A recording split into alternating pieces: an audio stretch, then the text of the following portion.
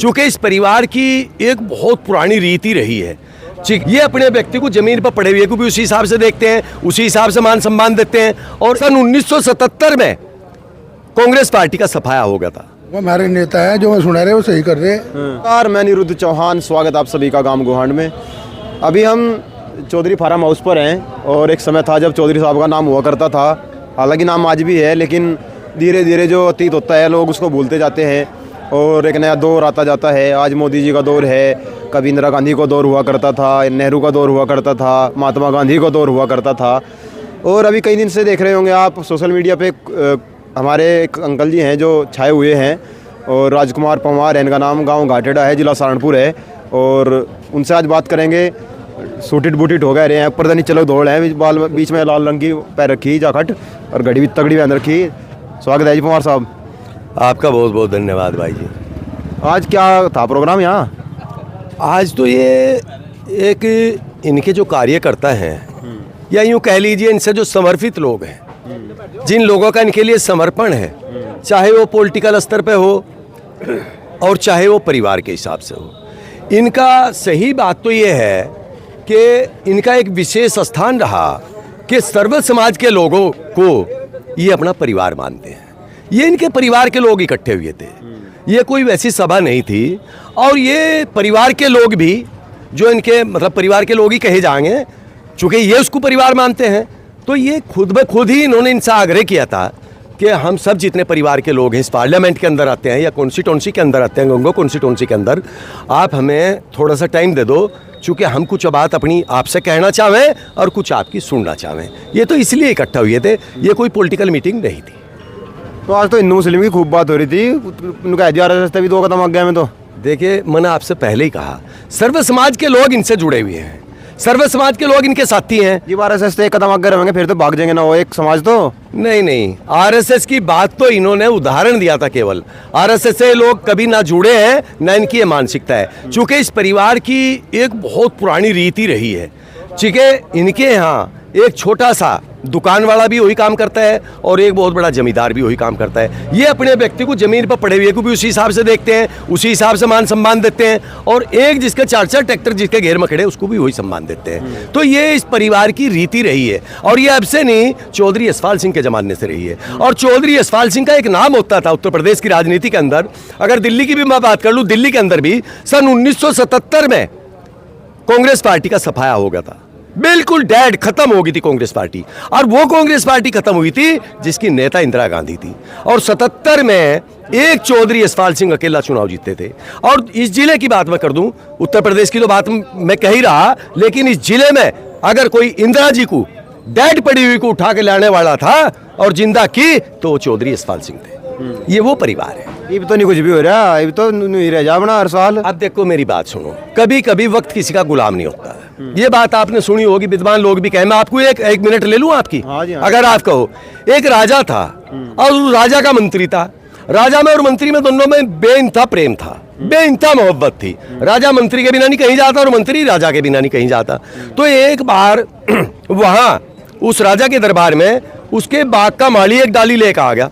वो डलिया लेके जैसा आ रहा था तो राजा ने देख लिया। राजा ने अपने मंत्री से कहा कि ये कौन है? कि जी बाग का माली है, फलों की डाली लाया, कि इसे इधर ही बुला ले, यहीं बुला ले। कि जी ये वहाँ चली जाएगी, उसमें चली जाएगी, रसोईया इसको छील के मतलब फल वल साफ करके काट के ले आओगा। कि नहीं पहले बुलाओ। अब राजा के आगे बोलने कौन था भाई? ये स्थिति आज भी है। अब राजा मोदी है आज की तारीख में, कोई बोल रहा क्या? राजनाथ सिंह चुप, गडकरी चुप, मुरली मनोहर जोशी चुप, आडवाणी जी चुप, कोई भी नहीं बोलता। तो ऐसे ही राजा पहले होते थे। कुछ पहले होते थे राजा, और राजा जिनमें राजा जनक भी रहे और राजा दशरथ भी रहे। वो राजा अलग टाइप के थे, वो राजा अलग टाइप के हैं। तो मेरा कहने का मतलब ये है कि वो फड़ों वाला आ गया वहाँ, आपकी एक ही सेकंड लूंगा, ज़्यादा नहीं लेता। तो वो जो आया तो राजा ने कहा कि चाकू लाओ उठा के। नया चाकू था वहाँ, तो नया चाकू जैसे ही लेकर राजा खुली फड़ लग गया काटन। अब जैसे ही वो चाकू फड़ पर रखा, राजा को काटने का तो पता था। अब वो इतना तेज चाकू लगा के राजा की एक उंगली का फूल कट गया। तो अब खून जो बहा तो राजा ने कहा भाई वो क्या होगा? तो मंत्री कहने लगा कि जो हुआ राजा साहब ठीक ही हो गया। तो राजा नाराज होगा।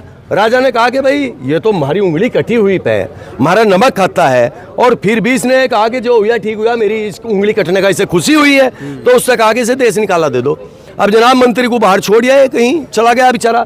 अब 2-4 दिन बाद राजा चला गया शिकार खेलन। अब मंत्री तो उसकी साथ जाकर था, तो जैसा शिकार खेलने के लिए गया वन में, तो वहां रात होगी, राजा को राजा रास्ता भटक गया। तो वहां एक पेड़ था, वहां घोड़ा बांध दिया, खुद राजा वहां सो गया। अब वहां भीलों की नगरी थी, राजा अपनी सीम चूक कर दूसरी सीम में चला गया, दूसरे राजा की सीम में।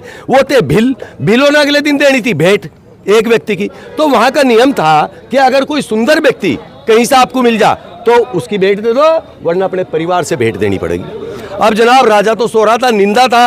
अब वो उसे भीलों के जो वो थे सिप्पे सलार सिपाही, वो राजा को उठा के साप गए, ले गए कि इसकी भेंट आवेगी, भेंट दी जाएगी। तो उनका जो महापंडित था उसने कहा कि इस राजा को नुलाओ धुलाओ और सेंट वेंट छिड़को, तब इसकी भेंट दी जाएगी। लेकिन इसके अंग देख लो, ये कहीं से अंग भंग ना हो, यानी इसका कोई अंग कटा हुआ ना हो। तो देखा धक्का बरीकी से देखा, उसका अंगली का फूल कट रहा। तो जनाब उन्होंने कहा इसे छोड़ दो, वहीं जहां से लाए, इसकी भेंट दी नहीं जा सकती, उचित नहीं है इस धर्म के अनुसार। तो राजा को वहीं छोड़िए। अब राजा तो बैठ अपने घोड़े पर जनाब दे डाक ठू अपने घर। अब उसने कहा कि उस मंत्री को लाओ ढूंढ के। राजा महल में गए घर में। हाँ महल में गए।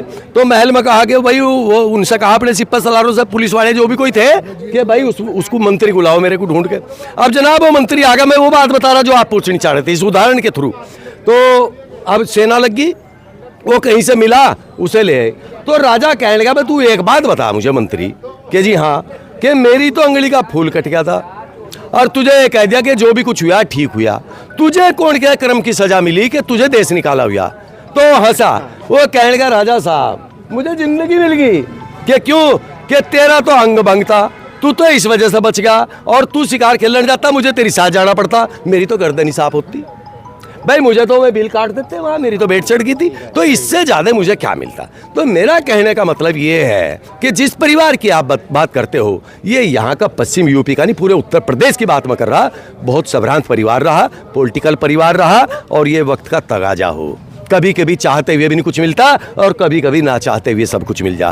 तो लेकिन जो चीज़ इन्होंने संजो कर रखी, जो चीज़ इनके पास है, जो वस्तु इनके पास है, वो इनके पास आज भी जिंदा है। चाहे आप देख लो, देखिए एक बात आपने देखी होगी, आप यहाँ आए हुए हो, 10,000 लोगों की भीड़ यहाँ थी, है तो कैसे थी? ये तो कोई चुनाव नहीं लड़ रहे, कोई सिंबल इनके पास नहीं है, न किसी पॉलिटिकल दल से इलेक्शन लड़ रहे हैं, बस केवल समाजवादी पार्टी के राष्ट्रीय महासचिव आज की तारीख में आज की बात कर रहा मैं, और बेट विधानसभा के प्रभारी हैं, छोटे भाई प्रभारी हैं। ना गंगो की से काट दियो, जरा गलत होगी। तो मेरा कहने का मतलब ये है कि जो चीज एक अमूल्यवान वस्तु किसी पॉलिटिकल व्यक्ति के पास होनी चाहिए, वो इनके पास आज भी है। अच्छा, इमरान मसूद जी से काफ़ी बातें सुनाई आप, कुछ दिन पहले आप तारीफ कर रहे थे इमरान मसूद की, इन्हें खिंचाई कर दी। देखिए जहाँ तक इमरान मसूद की बात है, मैं उस बात से अब भी नहीं भाग रहा, मैं पॉलिटिकल गुण से मैं कभी नहीं भागता, और मैं सच्ची बात कहता हूँ। इस जिले में 2 ही व्यक्ति हैं, मैं अब भी कह रहा, इस जिले में 2 ही व्यक्ति हैं जिनके पास अपना व्यक्तिगत वोट है, और के पास व्यक्तिगत वोट नहीं है। आप जितने भारतीय जनता पार्टी के लोग, जितने बहुजन समाज पार्टी के वोट, जितने कांग्रेस के लोग यूं कह रहे हैं कि या समाजवादी के भी लगा लो कि मेरे पास वोट है, वो पार्टी का वोट है, उनके पास व्यक्तिगत वोट नहीं है। इन लोगों के पास व्यक्तिगत वोट है। ये आप देख रहे हो 10,000 लोगों की मीटिंग, ना कहे इन्होंने किसी को नहीं कहा, किसी से इन्होंने कहा प्रदीप भाई नहीं कहा, केवल फोन के द्वारा एक व्यक्ति आया। अगर ये कह देते कि भाई सबने अपनी ट्राली और बुग्गी लेकर आनी, तो मुझे ये बताओ ये सभा कहाँ होती? ये सभा होती जेल चुंगी पे, रिमाउंड डिपो के ग्राउंड में, यहाँ नहीं खपा पाता। तो ये स्थिति है। अब और किस चीज परिवार के बारे में पूछना चाहते हो, वो भी बताऊंगा भाई। आपने क्या लग रहा है, जो मीटिंग हुई सही हुआ निर्णय नहीं? भाई निर्णय 1 तारीख में बताया जाएगा, जो भी होगा। तो आज और तो सुनाई, खरी खोटी तो सुनाई सब है ठीक, सुनाई दी जो सुनाई दी, वो हमारे नेता है, जो सुना रहे वो सही कर रहे। हाँ, जो उनकी शायद गलत लोगों ने गलत काम किए वो तो कहेंगे जी। जो गद्दार लोग हैं उनके बारे में तो कहा जाएगा जिन्हें गद्दारी। अभी हम जाड़वण है, और ये चौधरी साहब का फार्म हाउस है। एक समय था जब चौधरी साहब यहाँ आया करते थे, और आज जो मीटिंग हुई है उसका कोई निर्णय नहीं हुआ है, बहुत ज़्यादा निर्णय होगा। अब निर्णय क्या होता है लगातार हम आपको दिखाते रहेंगे। आप जुड़े रहें गाम गुहांड के साथ। जय हिंद, जय भारत।